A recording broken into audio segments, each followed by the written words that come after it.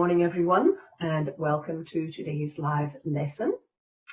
Today we're going to be doing some literature, and we're going to be looking specifically at The Boy in the Striped Pyjamas, because that's one of the books you are reading. Perhaps you've already read, maybe you've seen the movie, but let's see if you have managed to understand the deeper meanings behind some of the symbols and the motifs and the themes in the story. Okay, that's the hard part. Right, The Boy in the Striped Pyjamas, symbols and motifs. Now, what are these things? What am I talking about? A symbol is using some object to signify, imply, suggest, or reveal another object. That means it is something more than the literal meaning, just like figurative languages. So in literature, symbols can be characters, settings, images, or other motifs that stand for bigger ideas. So when you're studying a book, instead of just reading it, remember you'd already annotated it with your pencil and tried to highlight quotes and stuff like that so you can answer questions. But this is what will help you find any bigger ideas when you think about it. Right. Writers often use symbols to give their work more meaning. So the story is not really just a simple story. It's always much more than the events described. And as you know, when you're writing, that's quite difficult to do. However, it can take a lot of thought. You have to think things through to understand what symbols stand for. So basically, you have to figure out the implicit meanings, and then you have to interpret them to understand exactly what it has all meant. Okay, implicit meanings are very important because you're going to be doing a lot of that, and there's a lot of it in your exams in future. So you having to find out almost a double meaning or an implicit meaning of things, very, very important. I'm sure most people may have seen Lord of the Rings. For example, in the Lord of the Rings, the one ring is a symbol for power, selfishness, and greed. Did you think of that? Did you think further than seeing the object? Everybody wants it, and many characters are willing to kill for it. And some begin with good intentions, but ultimately, in the end, the ring corrupts them and bends them to its will. So who's in charge? The ring, not the character. The symbolism of the story implies that power seduces, corrupts, controls, and destroys people who are attached to it, just as the ring does to its owners. So if you look at that and you think, well, Adolf Hitler was in power at that time, and he was totally corrupted by this power. And that's why we've got things like dictators. Power corrupts, unless you are a very strong personality. Okay. Right, so basically a symbol is using an object, some object, just like the ring, to signify something deeper. Okay, so that's what a symbol is. And they can be maybe even a character, a setting, an image. So let's take it a bit further now. Now, I've been talking about motif. The word motif is derived from a French phrase, motif, which means pattern. Okay, so it's some sort of pattern that runs through the story. Have you noticed any patterns running through the story? A motif is a symbolic image or idea that appears frequently in the story. It's there throughout the story from time to time. Motifs can be symbols, sounds, actions, ideas, or words. And motifs strengthen a story by adding images and ideas to the theme of the story. For example, if it's a story about bad weather, throughout the story there is surprisingly bad weather, snow, freezing rain, maybe a tornado. And these weather conditions further emphasize the larger theme of nature's power over humans. So if you think long enough about this, this is exactly what you're going to come up with. But again, you have to think, why is there always a storm? Why is it always horrible, gloomy, yucky weather? Motifs can generally be tracked or followed throughout the whole story, just like a pattern.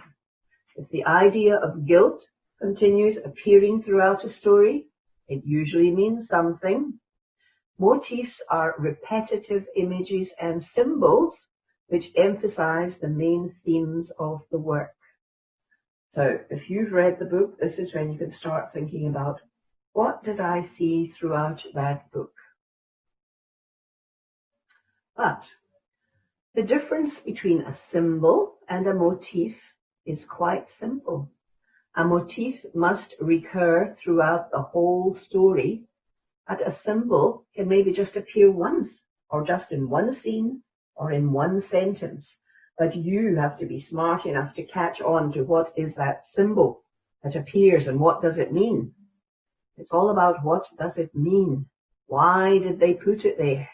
Those are your main questions when you're reading your literature. Right, the difference between a theme and a motif is also quite small. Themes, as you know, are the main central ideas of a story. Motifs are clear, repetitive images or ideas, and symbols can be one-offs that appear in any scene or wherever in the book. If you look at this book, the motif of dogs appears in the curious incident of the dog in nighttime. You may have read this book already. You always, and look at this quotation, know what a dog is thinking. They don't tell lies. There is an implied contrast to humans who do tell lies and they're unpredictable. And that's where Christopher in the book struggles with the need for truth and understanding or predictability, because that's what he understands as he searches for Nelson's killer. Remember, Nelson is the dog from next door. Okay, so the motif of dogs runs through the curious incident of the dog in nighttime. Anyways, so motifs are some sort of idea or pattern, which can be anything, a symbol, a sound, an action, idea, or a word that runs through a whole story. So let's take a look at some of them and see what's happening here.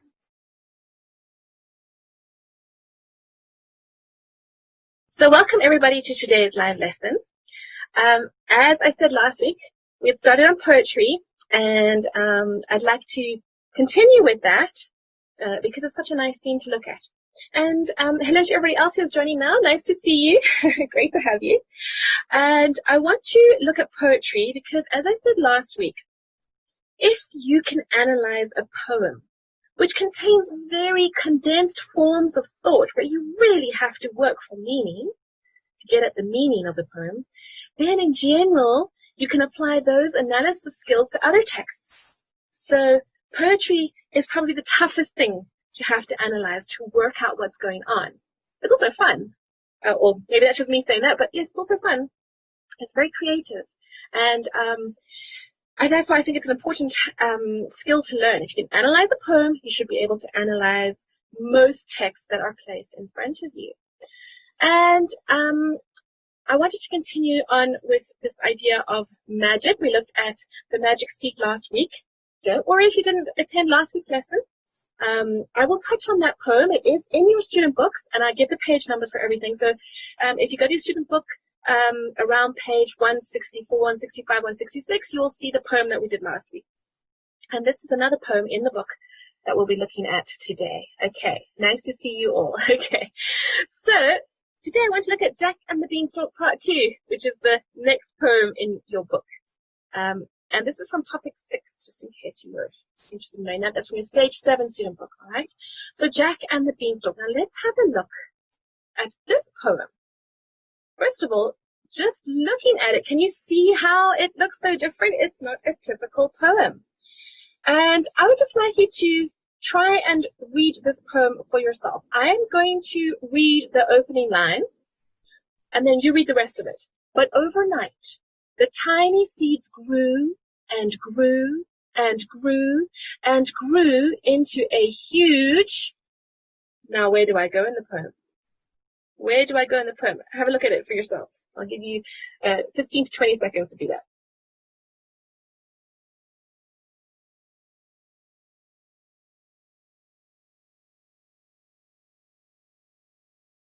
So for those of you just joining, we're looking at how to read this very strange, yes, good, this very strange poem. So somebody's saying, yes, I must move on to Beanstalk. Okay, so this poem is a part 2. I should have just pointed it out. Jack and the Beanstalk part 2. And that's why it starts in the middle of some action where the seed is growing, or seeds. But overnight, the tiny seeds grew and grew and grew and grew into a huge, and now we have Beanstalk. Okay, good, yes, well done, you all worked it out. But now, where do we go from there? Huge Beanstalk. Now what? Do we go the top reach till he up quickly climbed Jack, which? Good, yes, bottom to top, well done. So this huge beanstalk, we're coming down here so we can read the word beanstalk, and then it moves, yes, which Jack climbed quickly up till he reached the top. Okay, isn't that an interesting poem? Much simpler than last week's poem, not as much to deal with, but there's still some working out to be done on what's actually going on here, okay? So good, yes, so look at this. We'll look one more time. But overnight, the tiny seeds grew and grew and grew and grew into a huge beanstalk, which Jack climbed quickly up till he reached the top. So it's almost like this horizontal movement in that first line, and then it comes down on the next line, and then it goes down, and then it's sort of this action, right?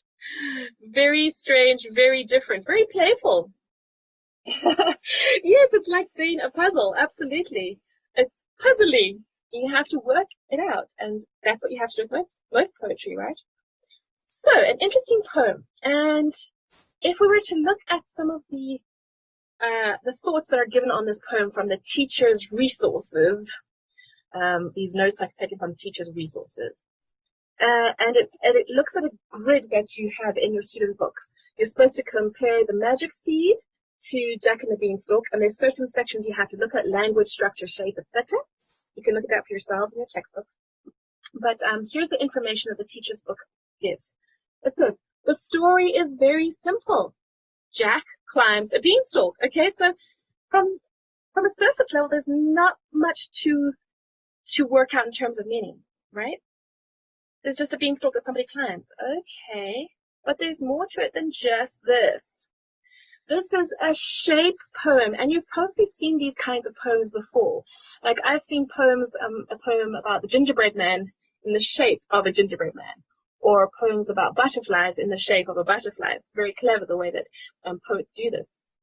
So this is a shape poem in which the shape of the text represents what is being described. So the actual movement of growth and then climbing the plant, the shape of the poem takes you through the path, so to speak, that Jack takes in the fairy tale, Jack and the Beanstalk. The words grow like the beanstalk in the first line. Then the words that describe Jack's ascent, his movement upwards, are placed either side of the trunk of the beanstalk, like Jack's legs or feet climbing upwards. It's quite clever. There is no obvious message, but the shape of the poem could be said to be magic, okay? I hope you don't slip and fall too often when climbing the beanstalk. So the shape of the poem could be said to be magic, in that it grows in front of our eyes. This beanstalk, it grows, it climbs up, So we follow, excuse me, we follow Jack up the beanstalk as we read it. All right. Welcome. Don't worry if you're late. Thank you for attending. Okay. Now, on page 170 of your Stage 7 student book, it says, using your comparison grid. So this is the one half of that grid. And for those of you who missed last week's lesson on the magic seed, you can ask me for those lesson notes and you will see the answers to the grid in that particular lesson. So you'd use the comparative notes for the magic seed and for Jack and the Beanstalk to draft some paragraphs. Because remember, everything we do in this section is about analyzing for meaning. And so you'd have to write a paragraph to explain what's going on in these two poems. It's all about comparing these two poems. So A says, begin with 2 paragraphs, one on each poem. Right? And then B says, then add at least one more paragraph comparing and contrasting them. So what does it mean to compare something? And what does it mean to contrast something? Do they have different meanings? Yes, you can be excused for 5 minutes. Please go ahead and do what you have to do. That's really fine. Thank you. What does it mean to compare and what does it mean to contrast? Are these the same things? What do you think?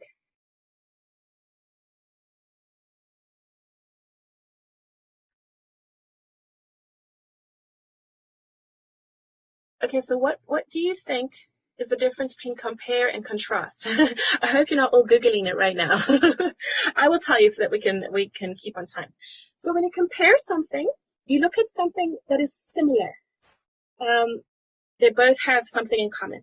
But when you contrast something, you're looking at something that they each have that is different. Okay, so there's similarity and there's differences, and combine both of those in your final paragraph. But first of all, let's draft the initial paragraphs. Okay, so those of you who have read The Magic Seed, this might ring a bell. For those of you who haven't, look at it later when you get a chance.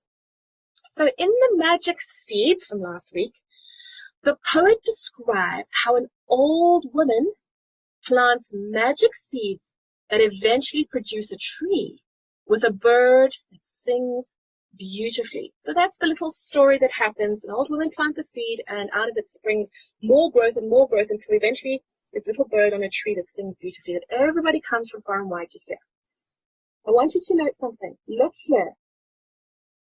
There are quote marks around the magic seeds because it is the title of the poem. So poems, your title poems, you put in quote marks. Okay?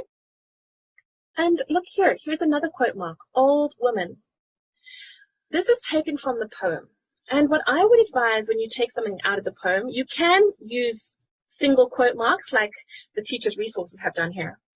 But you can also, to show that you're actually quoting from the poem, you could use double quote marks because this is taken out of the poem. This is how it's phrased in the poem, the old woman. Okay. So yes, you can use the double quote marks. That's right. So in The Magic Seeds, the poet describes how an old woman plants magic seeds that eventually produce a tree with a bird that sings beautifully. This, and I'm just going to move the screen up ever so slightly.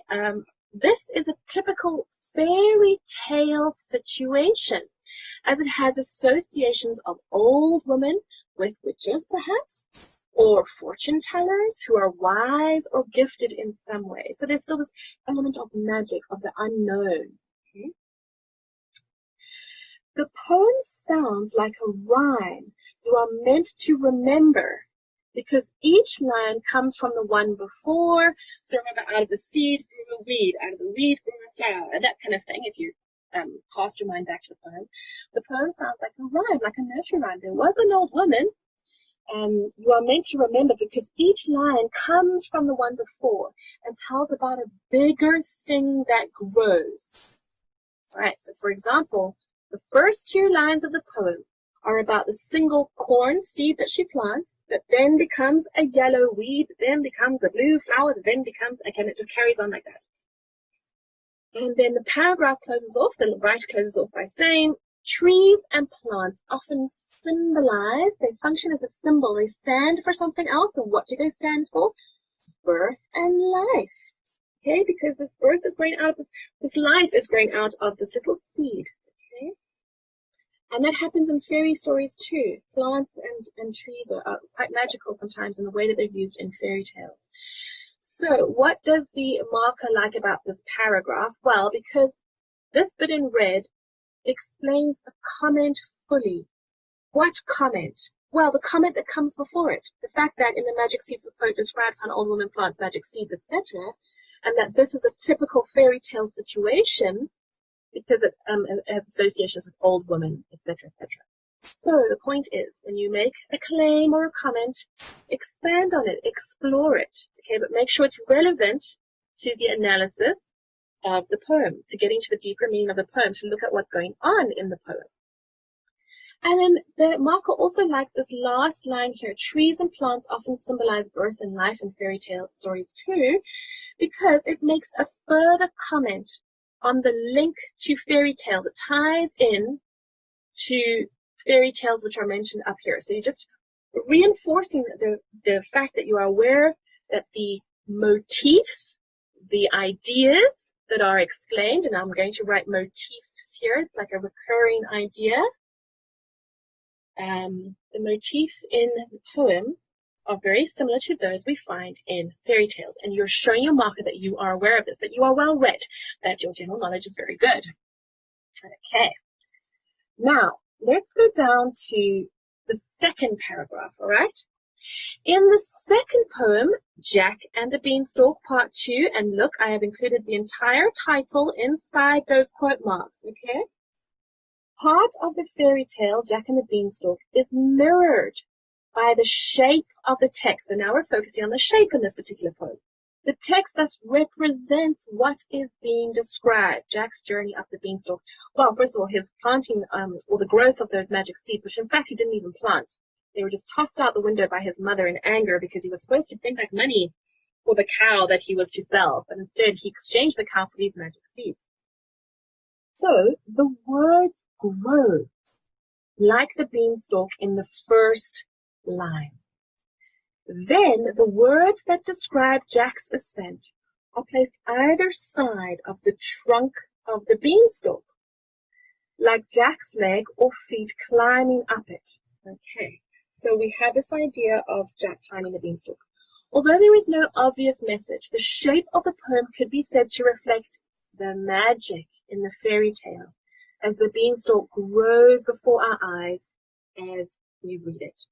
And so no, Jack sold a cow. He was supposed to sell a cow for money, not a horse, just to answer that question. But can you see what is going on in this paragraph? Can you see what is happening? How you go about explaining what is happening in a poem and why it's relevant? Because it's all about magic and growth, right? Now, remember that question where it said you're going to introduce each poem with a paragraph, one in each poem, and now you're going to add at least one more paragraph comparing and contrasting the two poems. So in other words, you have to look at their similarities, and their differences, all right? So both of these are going to come into your final paragraph, all right? So I have written this final paragraph, and I've tried to use certain checkpoints. And if we go down here to a checklist for success, this is the kind of thing you would have to check for yourself when you write your paragraphs. In other words, have you selected particular words, phrases, lines, or patterns that say something clear about what they show the reader? So now, what's going on? Have you tried to develop any points you make by saying more than one thing? So coming up with links to similar stories, poems, or tales. We looked at that last week in the Magic Seeds. We mentioned the old woman who lived in a shoe, the similarity to that opening of the poem. Have you used connectives to show links or differences between the poems? And connectives are things like however, or although, or furthermore. Okay, these are all connectors because they connect one idea that's been explored before to another idea that's going to be explored. Vary these connectors rather than repeating the same ones, all right? You have to show a bit of difference in the connectors. And we'll look at this now when we read the paragraph, the final paragraph. Have you used precise words to show what part of the poem you are referring to? So in other words, Where in the poem are you directing your reader to, and which particular section of the poem. Use speech marks to indicate words or phrases that come from the poem. In other words, show you are quoting. So do not put a quote in without using speech marks. Okay, show you are quoting. All right. Choose the evidence wisely so it supports what you say. So don't just choose some random quote. There was an old woman. Ah, that sounds like a nursery rhyme. You see the difference. Got you? Use quotes or phrases from the poem that are relevant to the point you're putting across. And then you must make sure you say what is distinct or different about each poem. So what stands out? And I mean, the main thing we can look at is this idea of playing on shape. We did sort of touch on the magic seeds last week, saying that it's almost as if the shape, we could argue, it's almost as if the shape of the poem reflects the growth of the plants. You know, the plants growing around the seed, or the seed's growth itself, or the corn. But that is not the main focus of the poem. The main focus of the poem is the playfulness, the nursery rhyme-like character it has. Whereas with this poem, it's definitely much more the shape of the poem, which is the most important thing.